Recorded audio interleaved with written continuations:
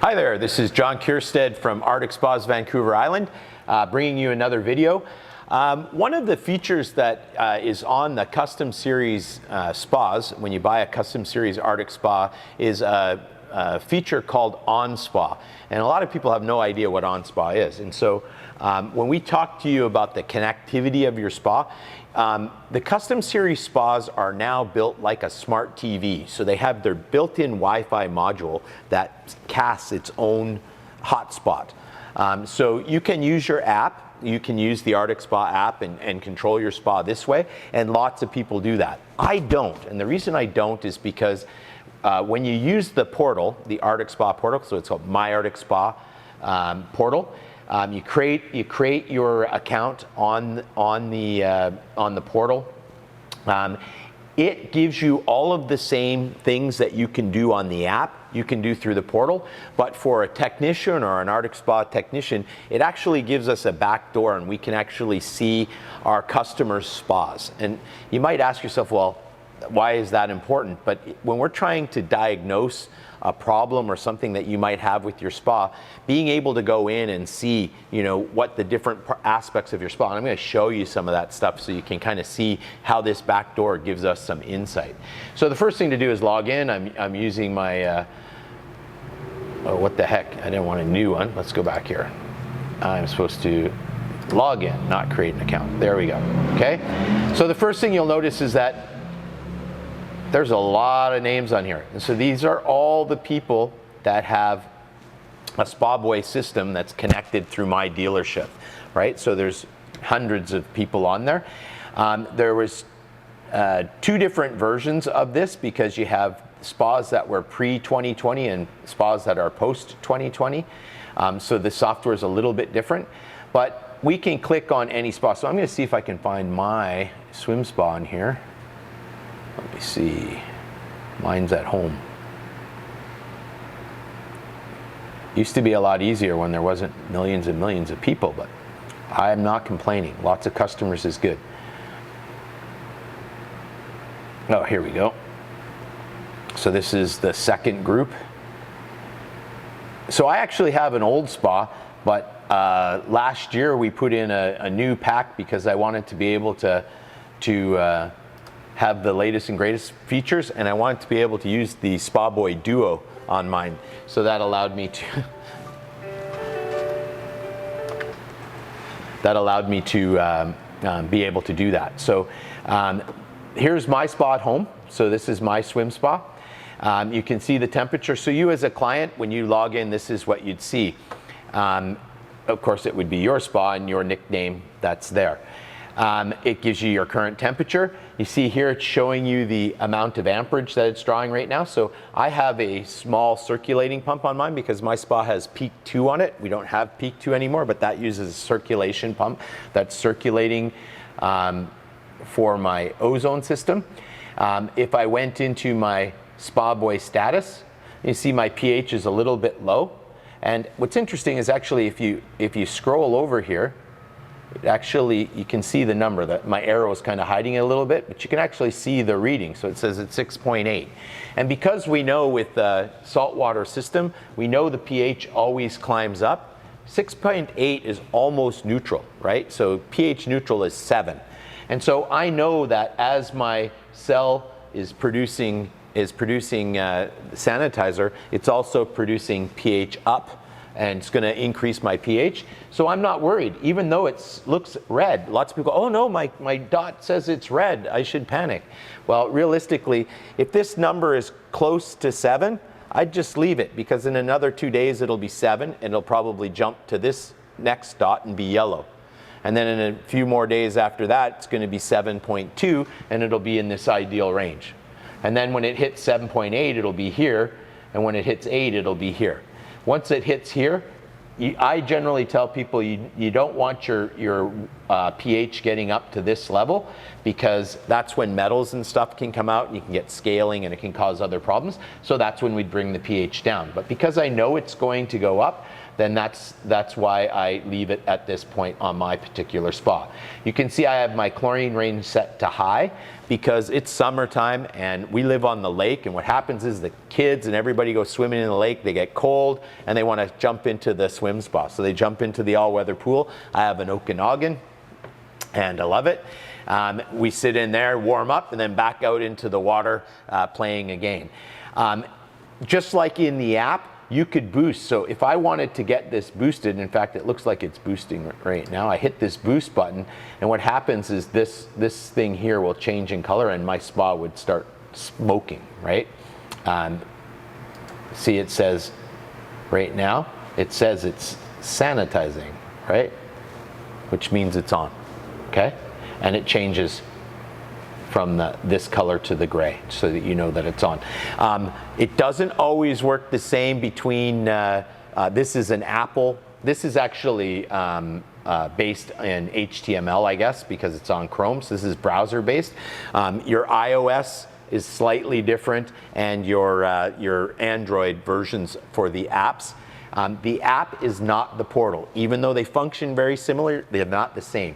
The thing I like about this is that unlike apps that need to be updated on a regular basis and stuff, this is always going to work from your browser. And nowadays with your smartphones, you know, the screens are so big on these things. I pull this exact same thing up on my phone all the time, and I can see all my customers' spas. So if you go into settings, you can see all the different things that are here. For managing your spa, you could go in, you can manage your filtration. So I've got mine running 24 hours a day. You may have heard me say in videos that when your water's not quite right, or it doesn't look absolutely perfect, or if you're getting really heavy use and you want more ozonation and more filtration, you can't over filter your water. So I like my water looking sparkling clear, so that you could literally read a newspaper off the bottom of the floor. You know, 3 feet, 4 feet down, I can still see my toes perfectly, and that means I have that crystal clear water that everybody loves. And so I keep my filtration up. Now sometimes people notice in the summertime, if this filtration cycle is set too long, you might find your spas overheating a little bit, especially if you're in sunlight. So you could just come in and you can lower this down. I could decrease the number of times a day it comes on, or I can move this down to 1 hour instead of 2 hours. So now it's going to come on however indicated, right? 8 times a day for 2 hours. Default actually is usually 8 hours a day. So I'll turn it back.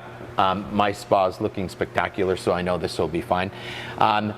They have this purging thing here, stop filtering if 3 degrees over set point. I've set that, so I don't, because I was on for 24 hours. I didn't want my spa to overheat, so I can set this toggle here, and you can toggle that just by turning it on and off, right?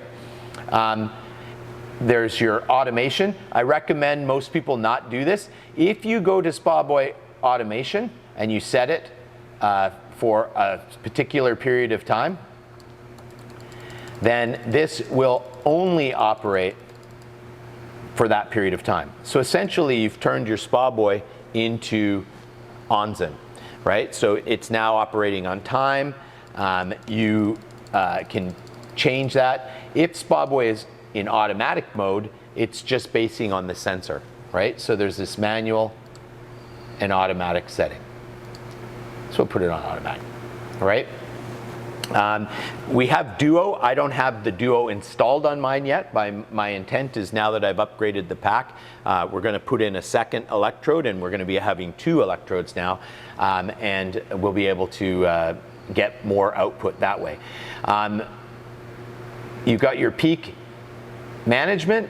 I don't have really mine set, but you could, for people that are in areas where the power costs a different price during the day, and at night it's cheaper, you can tell it during peak hours, turn the heater off, don't go into a filter cycle, don't ozonate, and then you can set the days of the week and stuff like this. Sometimes people also use this type of management to control when their spa comes on and off. So you can use these little toggles here to move when the spa is in peak hours and not peak hours, and that can tell you you can set it so that now your spa is not running in the middle of the night or not coming into a filtration cycle in the middle of the night if it's waking your neighbors up or if it's underneath your window or something. You can use the peak power management to tell it not to come on during those times, right? And in places like Ontario, I know in Toronto for sure they have that peak power costs more. In several cities now, peak power costs more. And in Europe, lots of places use this peak management so that they can heat their spa during the period of time when the electricity costs the least, right? We have the spa configuration. Again, this is something I don't recommend customers go in. It allows us to toggle what's on the spa and change the configuration if it's a 1 pump, 2 pump, 3 pump spa. If you start playing with these things and you have 3 pumps and you turn pump 3 off, it's now going to think you only have 2 pumps, and so your pump 3 won't work. So generally this is best left to your dealer. If he needs to get in there or she needs to get in there to adjust it, leave that to them. Basically the ones you want to use here most of the time is that power management, your spa boy status, and filtration, right? From the main here, if I want to increase my temperature up, I can increase it. If I want to decrease my filter or temperature, I can decrease it. So you can just use that to do that. If I wanted to turn my pumps on, now anybody at home is going to hear my pump click on. They're going to hear the next pump click on. And you can see the amperage goes up at the same time, indicating that those, and they change color, showing that those are now on. And then I turn the jet pump off, and the amperage drops back down. It's back into filtering mode, right? Documentation. So this is really helpful for people that have lost their owner's manual or haven't read their owner's manual, or they forget how to unlock their spa or something.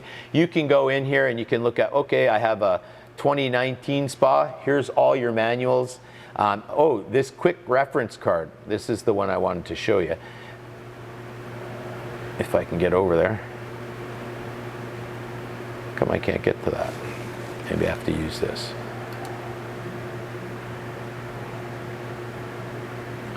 What's there, but I can't get to it. Select something else and then go back to it. There. Quick reference card. So in that case, you have to press the arrow. Yes. So the quick reference card just shows if I wanted to start the pump, I hit that key. If the indicator on the top side has a little triangle over top of it, means it's on. If it's flashing, it means it's on low speed. If it's on solid, it's on high speed. But things like, oh, we get this one a lot. Customers ask us, how my kids locked the spa, how do I unlock it? So it says locking your spa. Press and hold the SDS button for 5 seconds. The display will show lock P. P representing partial lock. Release the button and the keypad will be in partial lock mode. Keep the button pressed and the keypad will, for 5 more seconds, it'll go into full lock, which means nobody can play with your keypad, right? And then to unlock the keypad, simply press and hold the SDS button again for 5 seconds. So that's how you can lock and unlock your thing. You can boost by holding your pump 2 button down. So just like we could do the boost from within the app, you can do that from the top side. So this is just your little cheat sheet on how to use your top side. But that information is all in it's also in your app, but it's also in this. So if you need that reference material, it's there, right? Under documentation. Lots of different things. Spa schools, there's links to the spa schools. There are links to how do I connect to the web, how do I do these things, what do these error codes mean. All of that stuff is in here. Here's your actual error codes that can show up. If something was going wrong, it would have an error showing here. And a log. This log is actually really important, because what this log does is it tells me if I've had an error. And so you see I had an error when I first put my pH down in. I got my pH too low, and so it was at 6.5 or less than 6.5, so it logged that. And now I actually have, you saw earlier it's 6.8, so it's gone up. It was close enough that I wasn't that concerned. But if your pH is too low, it's going to lower the life cycle of your electrode, because that pH is acidic and it can strip that off. So you definitely want to pay attention to these. pH too high is the opposite, right? So if my pH was too high, I added the pH decreaser and it went too low, right? Again, not playing a game of adding chemicals and stuff back and forth. I don't want to do that. So if I'm close, I just leave it and it will show. This error log is particularly important if people have problems with their spa.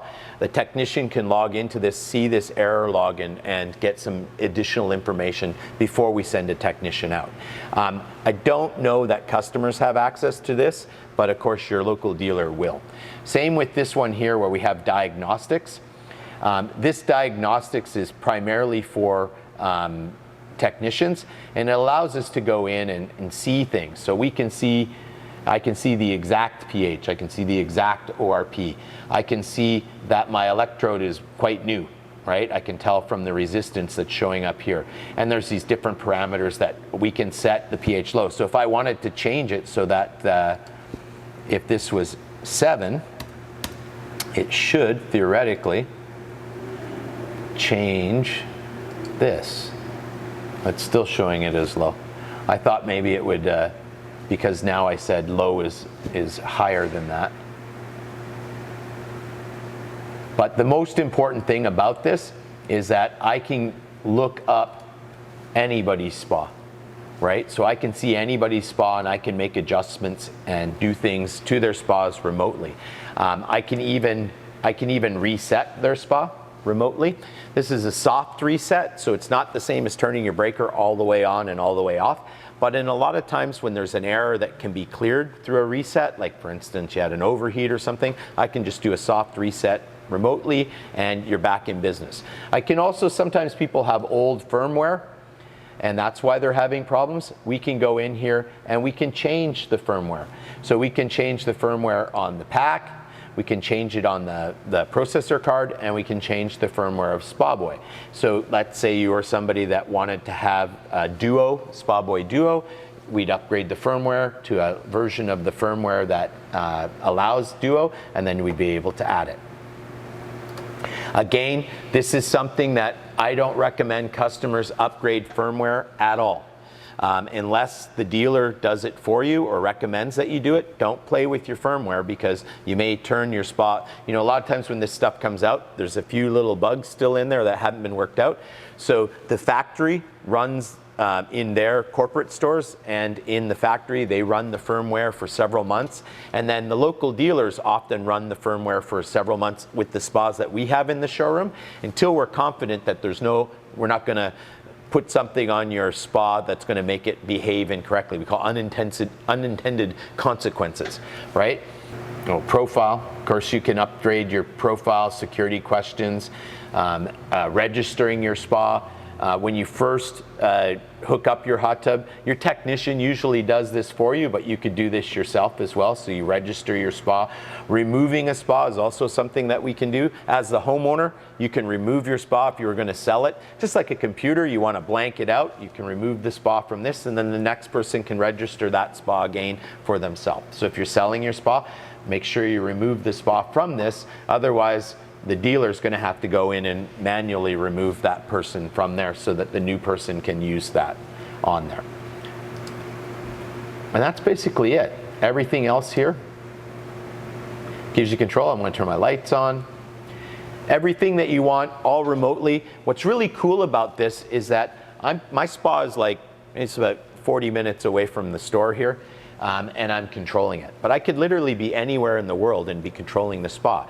This is a lot different than what you see on other spas. Some other spas, and even on our our Classic series or our Core series spas or the Be Well spas, we can have Gecko's version of this where we're able to remotely access your spa, but it's more for turning your controls up and for turning your light on, turning your jets on. You can make minor adjustments, but you can't do the deep dive stuff where we can see error codes and where we can see actual readings from the spa that will allow you to do things that you just cannot do with the Gecko version of this.